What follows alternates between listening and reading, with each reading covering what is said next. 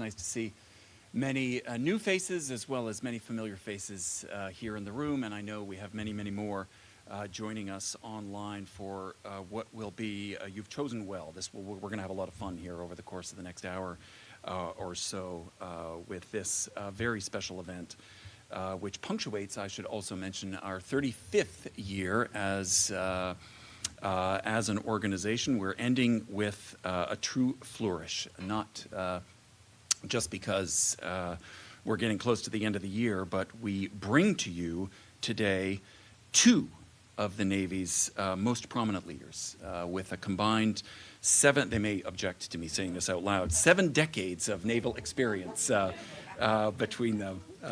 I'm going to give a short shrift to both of their bios because I could spend the next hour going through their remarkable service to our country. But suffice to say, Admiral Lisa Franchetti is the 33rd Chief of Naval Operations. In that capacity, the Admiral serves, of course, as the Principal Naval Officer and Naval Executive, as well as serving on the Joint Chiefs of Staff. She has a remarkable, truly remarkable military career. She has commanded at every level and deployed in every fleet with nearly 20 years of operational and at-sea experience. We're so grateful for your service, Admiral. Her previous flag assignments include Vice Chief of Naval Operations, Director of Strategy, Plans, and Policy at the J5. She was Deputy Chief of Naval Operations for warfighting deployment with the N7. She was Commander U.S. 6th Fleet, Commander Naval Striking and Support Forces with NATO, Deputy Commander U.S. Naval Forces Europe and U.S. Naval Forces Africa during, of course, the 2018 strikes against Syrian chemical weapons. The Admiral also holds, I should mention, again, I could go on for quite some time, but I also want to note that she holds a Bachelor of Science in Journalism from Northwestern University. She completed the Harvard Kennedy School's National and International Security Program, and she was an MIT Fellow as well as receiving the Naval War College Distinguished Graduate Award in 2024. She will be joined and is joined, as you can see on the stage, by another recognizable face to everyone here at Stimson, and I know all of you in this room as well. Admiral Michelle Howard served over 35 years in the U.S. Navy. She led sailors, Marines multiple times in multiple capacities throughout her career. She has been a commander of a ship, an expeditionary strike group, a task force, and at the Naval Theater. Her command was from 2016 to 2017 as U.S. Naval Forces Europe and U.S. Naval Forces Africa as well. Similar storylines here. She simultaneously led NATO's Allied Joint Forces Command Naples with oversight of missions in the Western Balkans, from the Western Balkans to Iraq.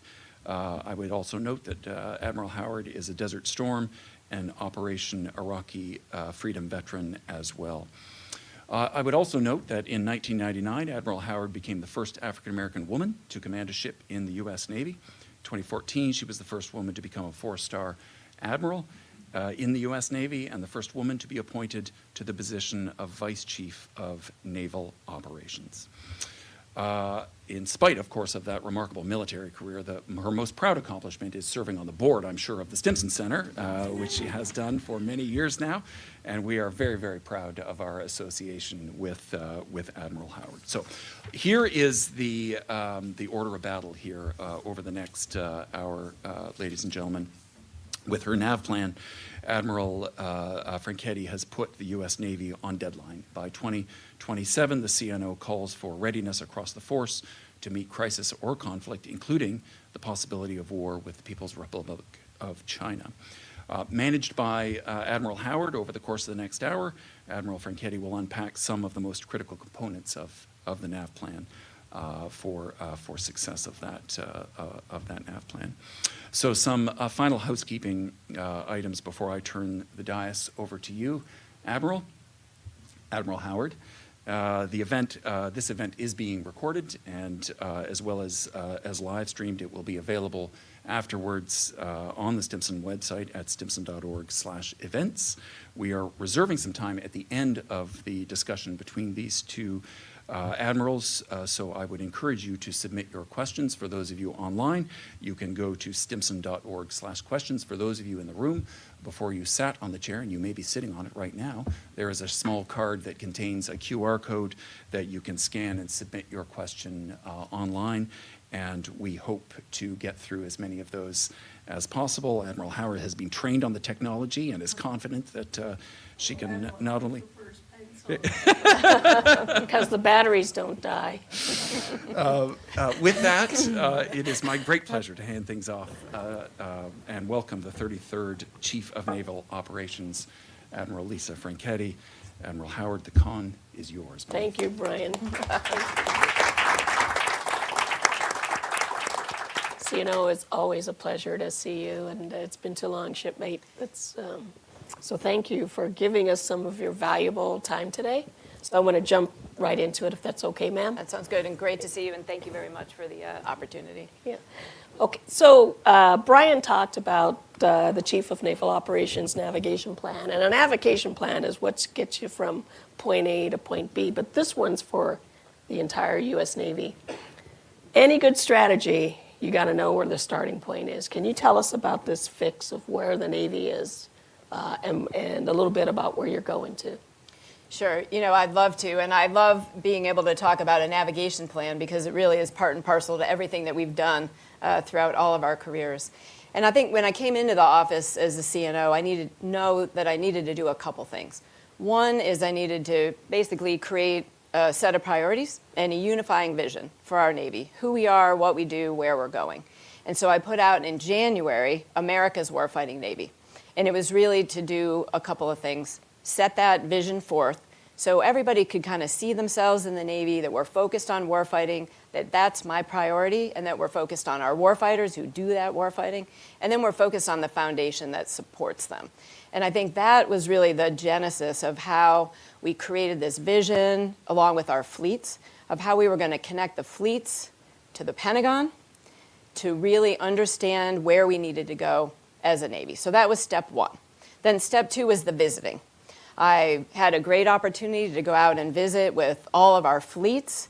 I visited with lots of different heads of Navy, chiefs of defense. I visited with industry. I talked with members of Congress to be able to really understand where is our Navy, again, to get all these different lines of position so I could see that fix. And what I came away with was a couple of things. First, that we are facing a very changing and challenging strategic environment. We are facing a changing character of war, if you look at all the different technology being integrated into that. And we're also facing a lot of different headwinds that I would like to say make it challenging sometimes to grow and create the Navy that that our nation needs to have. But we have industrial-based challenges, we have munitions production challenges. So there are a lot of challenges out there. I call those challenges a little bit of the known knowns. Complicating that is continuing resolutions, not having the resources that we need, because we really need about 3 to 5% above inflation to grow the Navy, to have that fleet, that larger, more lethal fleet. So what I decided to do is sort of park those challenges in a box, because those are the known knowns. We know we need to work on them. We're all rolling up our sleeves to fix them. But I want to focus in my navigation plan on the things that I can influence. So how can I make the biggest strategic gains in the shortest time possible? And that's how I came up with my navigation plan. So it really does a couple of things. We know where we are. We know where we need to go. We know that Chairman Xi has told his forces to be ready to invade Taiwan by 2027. So we also know that we need to be more ready than they will be. So that set my first priority in my navigation plan, which is to raise our fleet's baseline level of readiness across the board by 2027. The second thing is that the CNO is the steward of the future. So I know that we also have to invest and think hard about what does that Navy need to look like 5, 10, 15 years from now, and what are the capabilities that we need for that. So that's our investment in the long-term, enduring warfighting advantage that we need to get after. So we're doing that in two ways. The first one, kind of getting after that 2027 piece, that's my Project 33 targets. Admiral Gilday had 2 nav plans, They got the Navy moving in the right direction. That was another part of my fix. We were largely moving in the right direction. But I saw that there were about 7 areas where I could put my thumb on the scale and we could accelerate our efforts and that they would really make a difference in this short period of time that I'm focused on.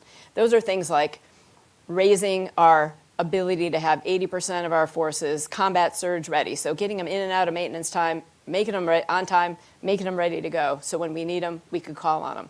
Another one is integrating robotic and autonomous systems. We have a lot of different experimentation going on, but how do we bring that capability and that mindset into our regular formations?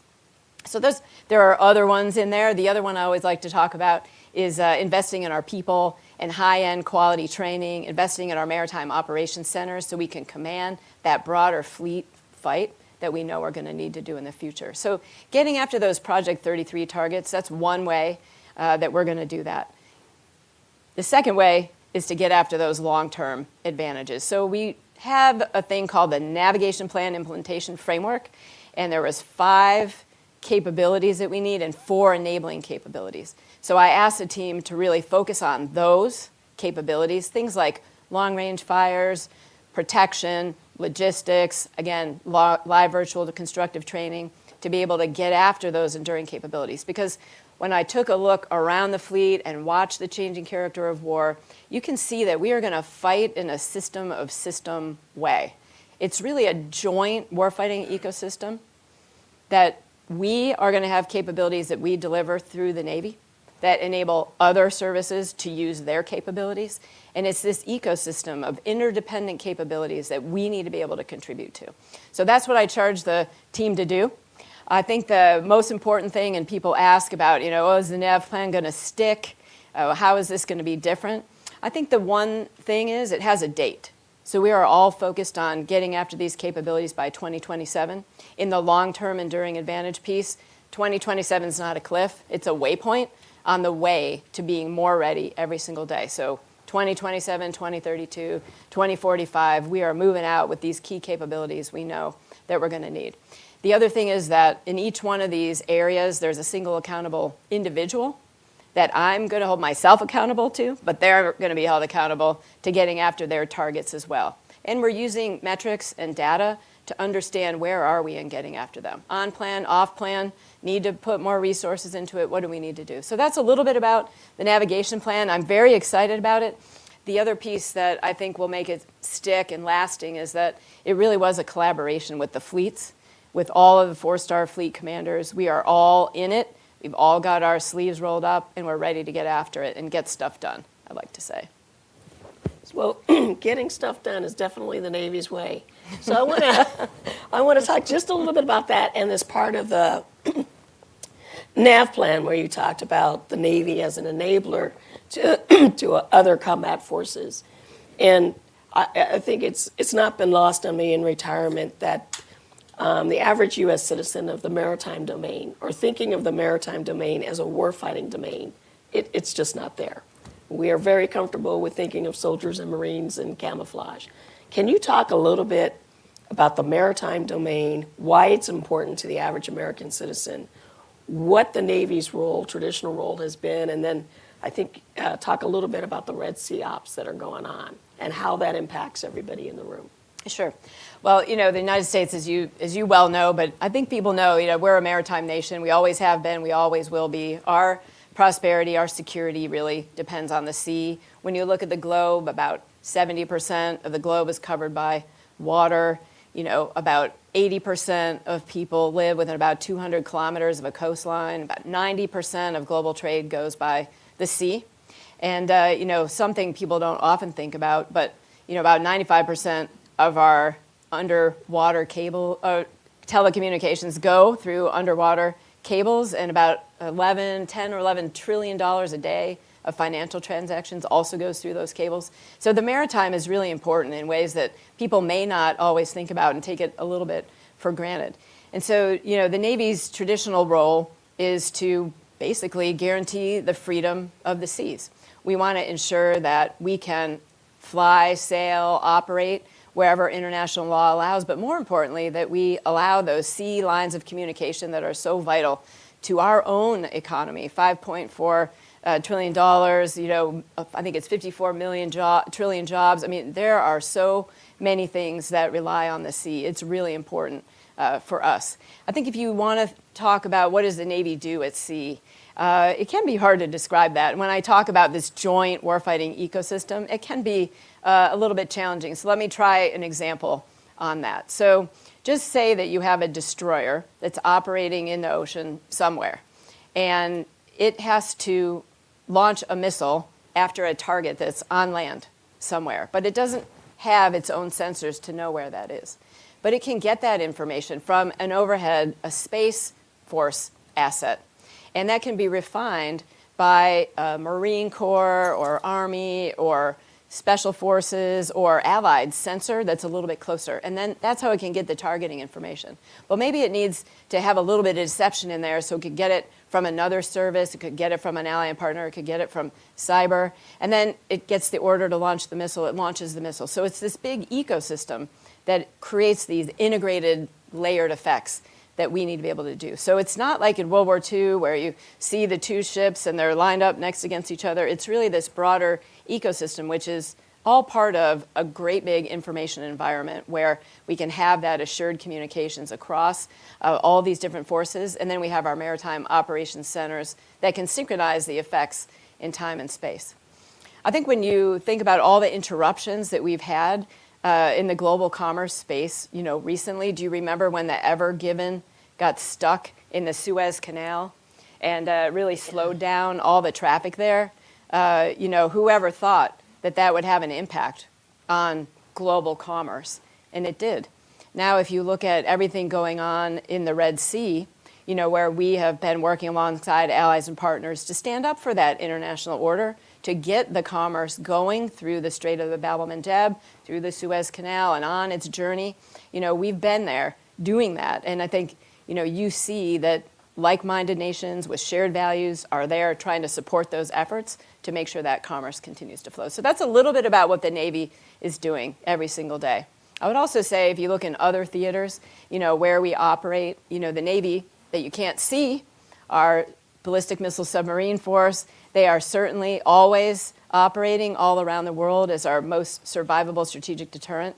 And again, we don't always think about them, but they are underwriting our nation's security every single day. So those are some of the things that our Navy's out there doing and the importance of the maritime domain. Well, thank you for that. And along this warfighting theme, you talk about China in 2027. Can you talk about what you believe China's capabilities will be in 2027? How are they shaping their Navy and their land forces, and what's their intent? Well, I think when you step back, and my navigation plan is nested really under the last two national defense strategies when you think about it, where they both talk about China as our pacing challenge. China has clearly been able to mobilize their industrial base to really build capabilities that are directly designed to get after U.S. joint force capabilities. And again, this is a very important time for us to be making sure that we continue to grow our capabilities so we can deter China from any action in 2027 or any action even beyond that. So that's critically important. I think the other thing that you see from China is a lot of gray zone activities, a lot of coercion, the Chinese maritime militia. They are bullying different nations across the South China Sea. You can look at their activities recently in the Philippine Sea. So it's really important, again, that our forces are out there operating alongside allies and partners, building that interoperability that we need to have to be able to work together, again, to stand up for this rules-based international order that has guaranteed security and prosperity for so many years for so many nations. No, I'm with you. I think partnerships, particularly in the maritime domain, are critically important. And that is definitely one where you have to be there. You can't build that trust from a remote station. Also in your NAV plan, you refer to autonomy, and I'm sure that's underpinned by artificial intelligence. Can you talk a little bit about autonomy and then some of the work that's going on in the U.S. Navy, some of the experimental work, and it sounds like that is going to help build one of the future advantages we want to get to. Yeah, well, I'm really excited about robotic autonomous systems. I think when you look to the fleet of the future, that we are going to see a mix, a hybrid fleet with many conventionally manned platforms, but we're also going to have these unmanned or robotic autonomous systems that can extend the lethality, the reach of our conventionally manned platforms. I like to think about robotic autonomous systems as doing things that are dirty. Think about getting a Roomba that can clean the bilge of your ship. I would really love someone to invent one of those. I keep talking about it, so I know someone eventually is going to come up with one. So dirty, dangerous. Think about like diffusing a mine. Or we want a robotic autonomous system to do that. We don't want to send an actual person to go do that. And I think robotic autonomous systems can do things that are largely dull. So I know that you and I have certainly driven around a lot of oceans, making holes in the ocean, looking for differences in patterns of life.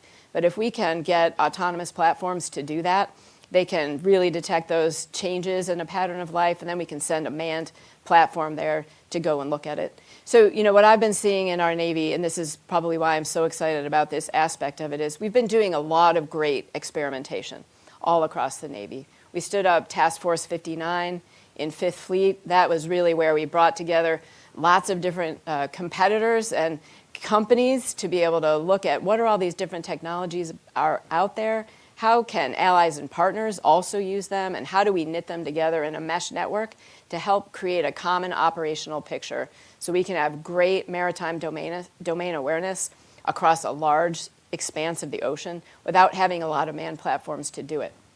So I think that was really the first foray into that field. But what we've seen since then is all the other fleets jumping in and taking on that same mindset of experimentation and learning. So 4th Fleet, they have experimentation series. They also have unmanned surface vessels that are doing a patrol right now. You had 3rd and 7th Fleet doing unmanned surface vessels going from San Diego to Guam to Australia and all the way back, and we're learning so much when we do that. You have everything in Pac Fleet really looking hard at how would we integrate these robotic and autonomous systems to get after our biggest challenges. So what I want to do is we need to shape that experimentation to really drive outcomes. You know, how do we get the platforms that we want to invest in? How do we get our concepts of employment? And most importantly, as a man-train equipper of the Navy, how are we going to sustain these platforms over time? Who is going to own them? I think if you look in the past, we would get a platform like this, and it could become a little bit of an orphan. But now we have assigned these platforms to our type commanders. So the domain commanders, so the submarine force, the surface force, the aviation force, they own the platform that flies in their domain or swims in their domain. And so it's really important because then they can come up with the doctrine, the sustainment, the maintenance, the manning, and we'll be able to use these capabilities for years to come. And when we get a new one, then we just shift the model, but we keep it within the same community. So these are some of the things that are going on that are really exciting about it. Just a couple of success stories. I mean, one is Triton. Triton is a replacement for the EP3. So it's an unmanned ISR platform. We have stood up now 3 orbits. So there's one in the Indo-Pacific, there's one in Europe, and there's one in the Middle East. And again, this is a great success story where you have a forward deployed unmanned vehicle, air vehicle in this case, operated by people on watch in a building somewhere on one of our bases, you know, and maintained in another location. So again, this is a great first step in being able to really integrate these platforms. So those are some. We also had those 2 USVs I talked about. I think the last thing I would say is we are working hard to get flexible authorities and use different authorities to be able to procure these, to be able to get them at the speed and scale that we need. A lot of great work going on through the Replicator Initiative, through DIU, to be able to leverage those opportunities, and the Navy's doing a great job with that. And then finally, we stood up a Disruptive Capabilities Office.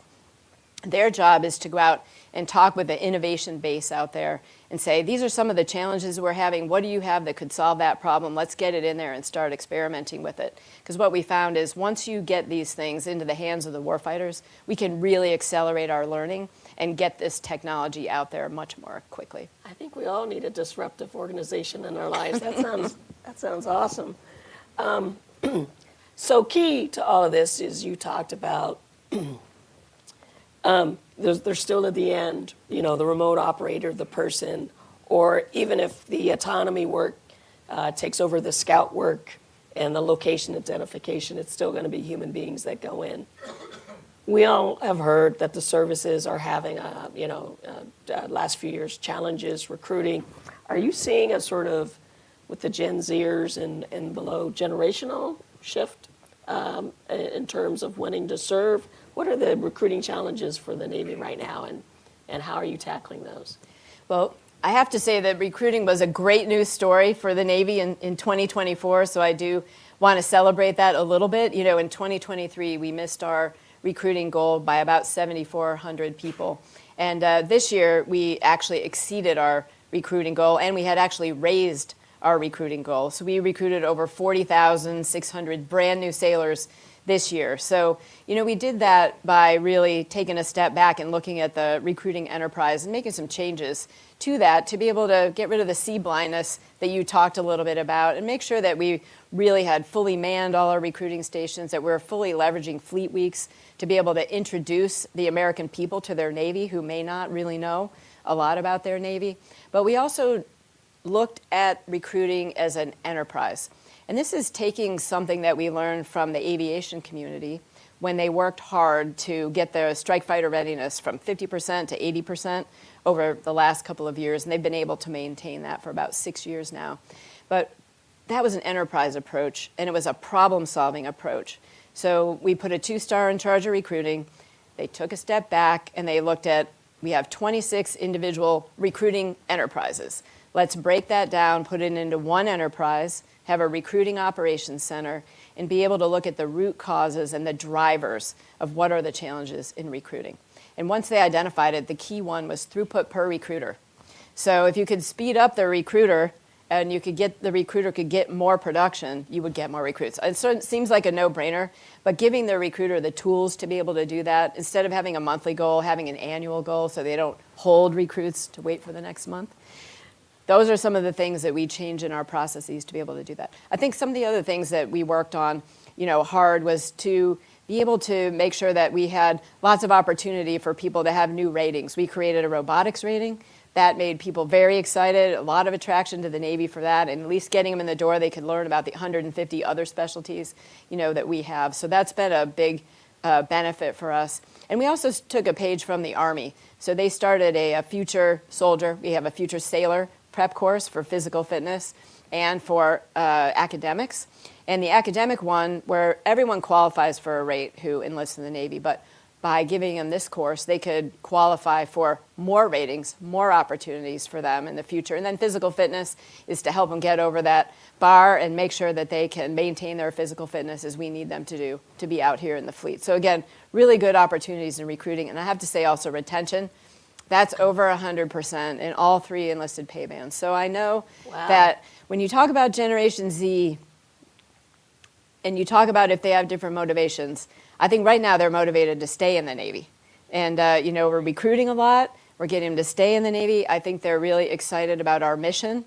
They want to serve something greater than themselves. They want to join companies. I have a freshman in college, so I get to see this every day in kind of what this generation is interested in.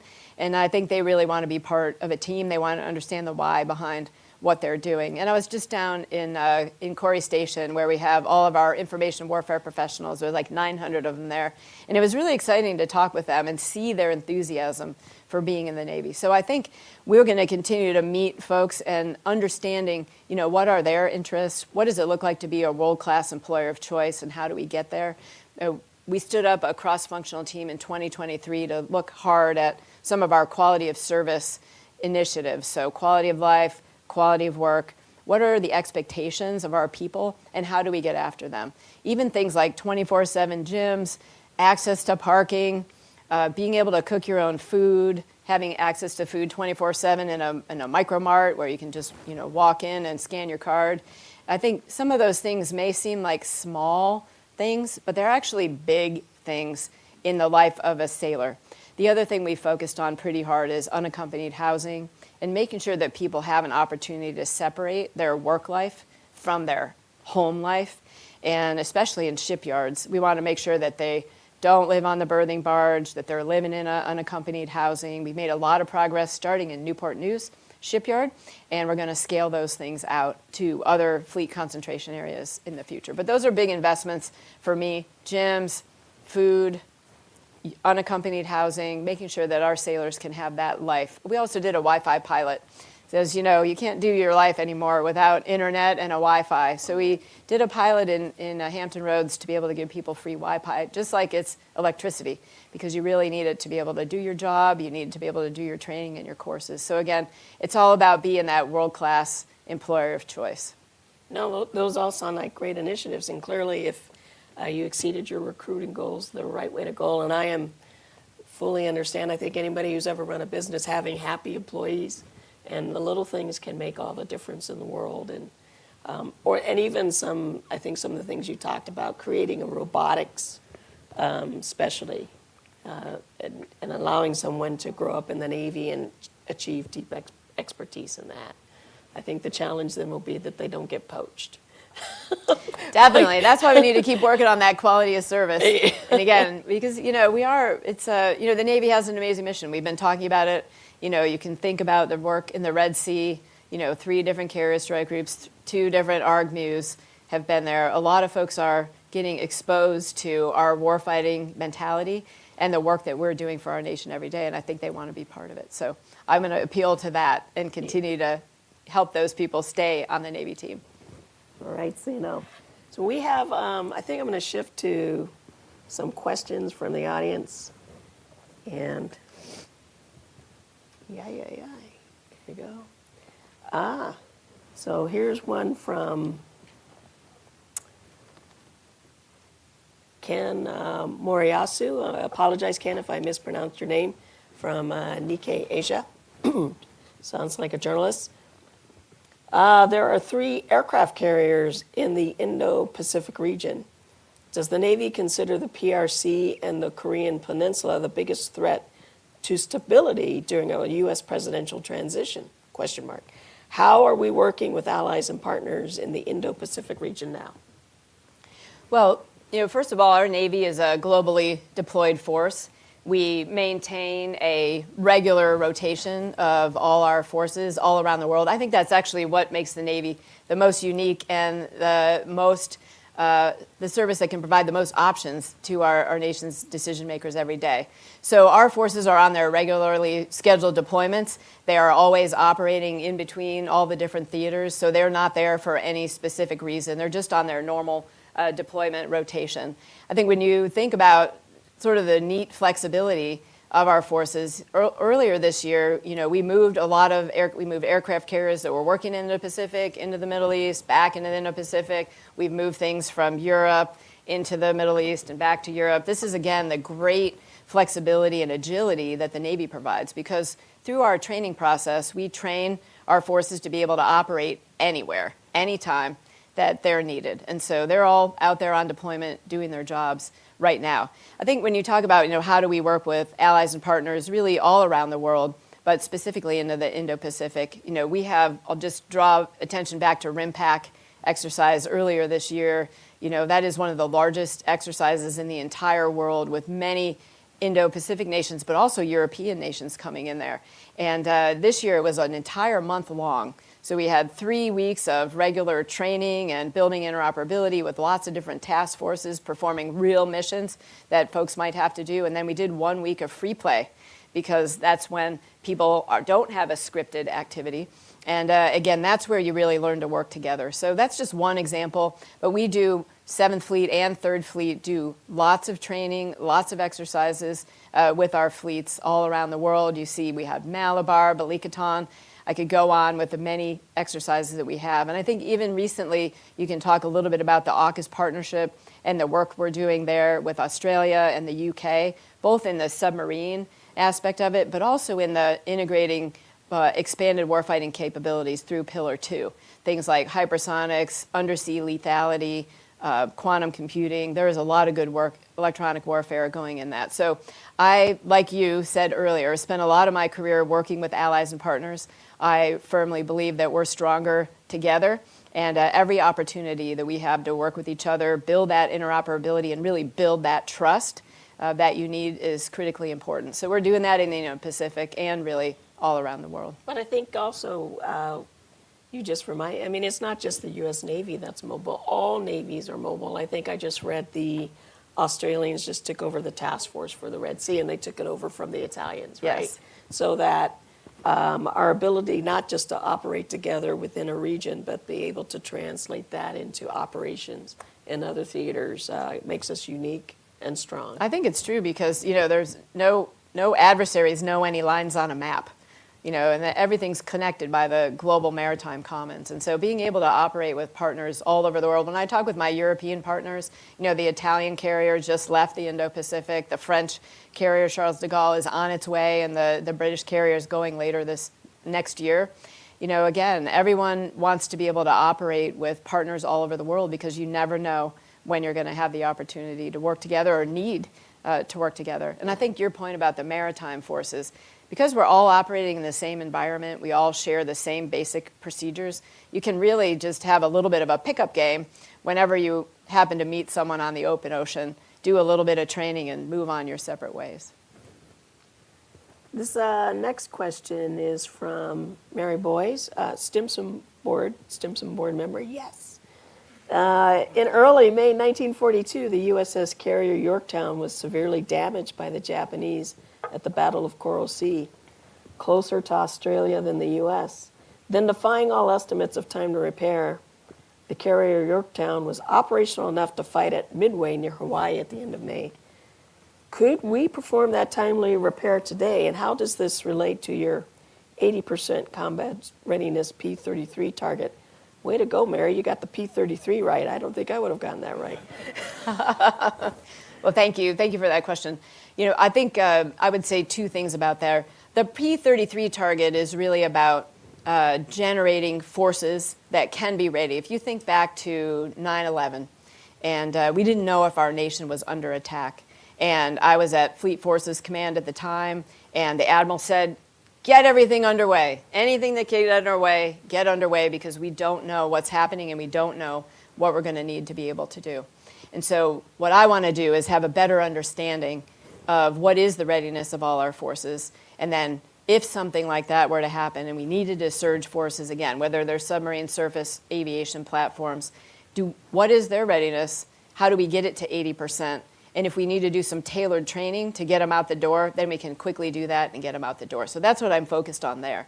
As far as the repair capabilities, and this is something that we focus on a lot in our wargaming when we think about what are some of the things that we might need to do in a battle. Where would we repair, revive? Where would we go? What is our posture to be able to do that in the future? And where are those capabilities? Who's generating those capabilities? And then how do we... Where are our partners and allies? And where are our partners and allies? Yep. Yeah. And how do we build that capability out? Because again, we want to have that agility and flexibility that maritime forces bring to be able to do things forward so you don't have to come all the way back to the States. Operating forward, I don't know if you remember Admiral Gortney, but he used to say this: if you want to know about the U.S. Navy, the one thing you need to know is that we're the away team. That's why we wear white, and we are definitely the away team. America's away team. Us in the Marine Corps. Yeah. Yes, without a doubt. So that is a perfect segue to the next question. This is from Abby Shepard from Inside Defense. Department of the Navy is comprised of the Navy and the Marine Corps, in which both entities support each other. And my husband, the Marine, would agree with you, Abby. My question is, what progress is being made in ensuring that maintenance delays for the amphibious fleet are kept to a minimum?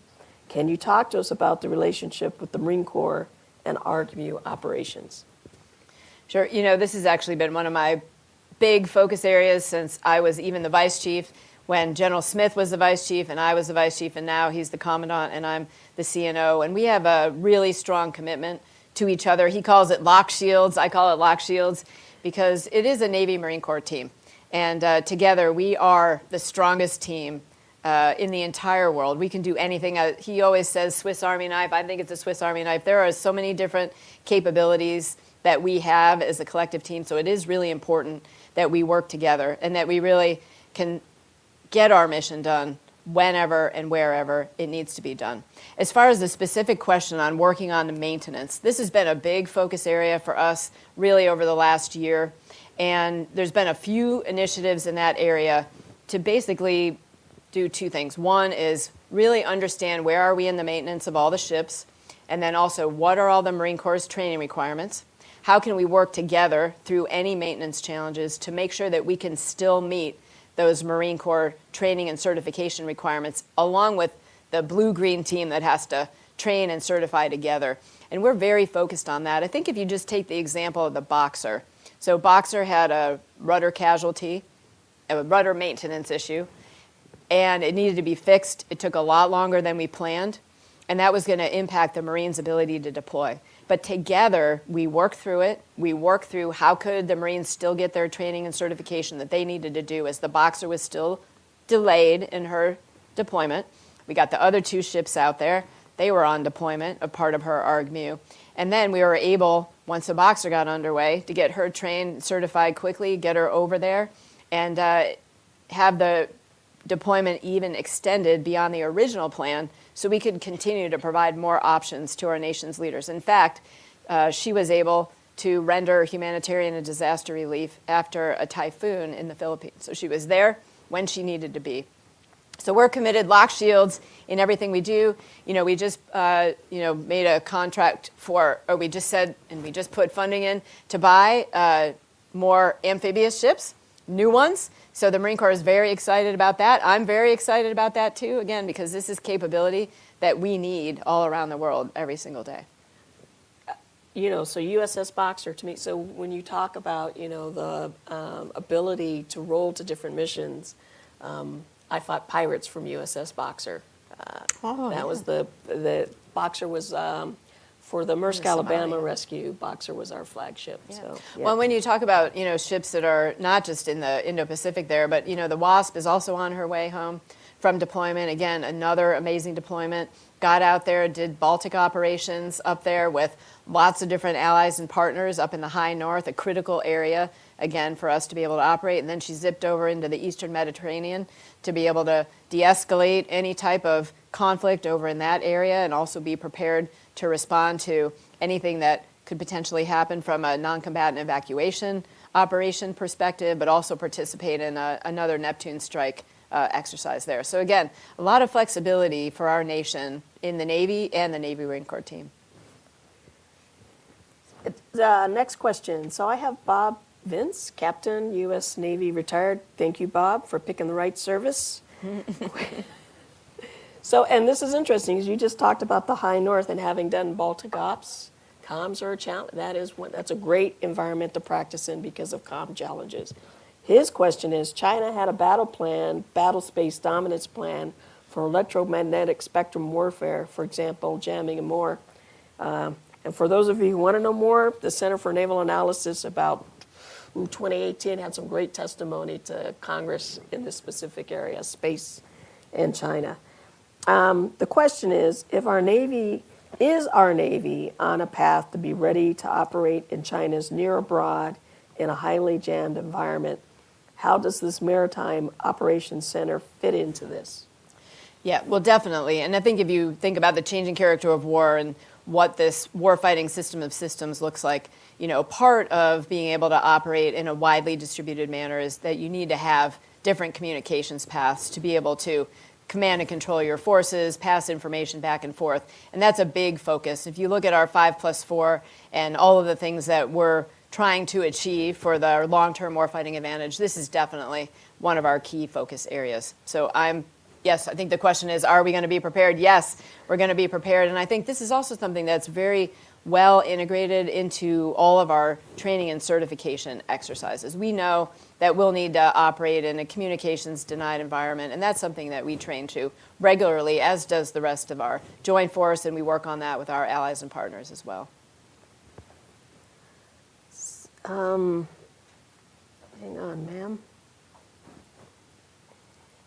And actually, I think this last question, you already spoke a little bit to it. It's from Commander Benjamin Massengale from the Stimson Center. He's also, I think, would like us to go a little bit more deeper in the realm of allies and partners. Can you speak to how the Quad and AUKUS are advancing your NAV plan goals? And then you gave this great example up front about the U.S. ecosystem, the missile and the feed and the refinement of the targeting on the ground. But his question is, how do allies and joint partners fit into this joint warfighting ecosystem? Well, they're part and parcel of that joint warfighting ecosystem. And I think if you look in the NAV plan, I don't use the word allies and partners as much as I use the combined forces, because that really is how I think about it. I do see that warfighting ecosystem very seamlessly.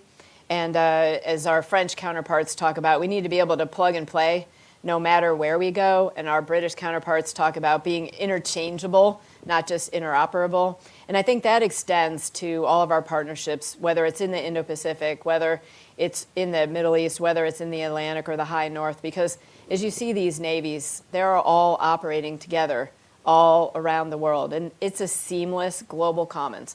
And so whether the sensor is operated by an ally and partner, whether it's operated by a marine ashore, that information gets back into this big common operating picture that we will share with our allies and partners, which is a key part of being able to operate together. Sharing information, being able to have our systems connected. This is part of fighting in a joint and combined warfighting ecosystem. And it is here today. When you think about the work being done in the Red Sea, that's not just the Navy there.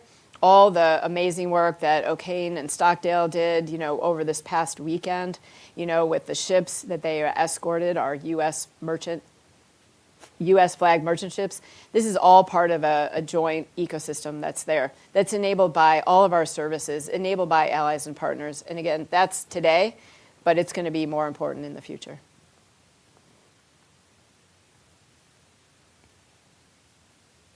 I have a question from Andrew Hyde from the Stimson Center. What are the most serious challenges that our adversaries have developed or are developing? And how does your NAV plan address those challenges? So this might be maybe a little bit more of a deep dive into your enablers that you mentioned at the beginning.